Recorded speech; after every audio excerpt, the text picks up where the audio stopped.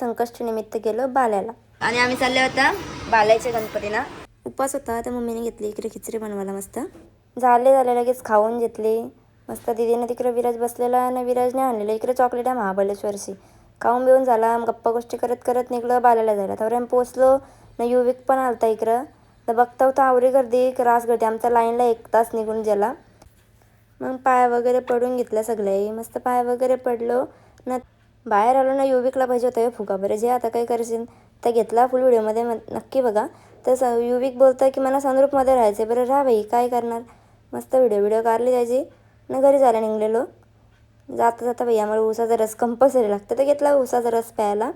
घरी पोचता ना लगेच ध्रुव आलता. प्रोजेक्ट बनवला. तिथे प्रोजेक्ट बनवला. त्याचा प्रोजेक्ट वगैरे बनवला.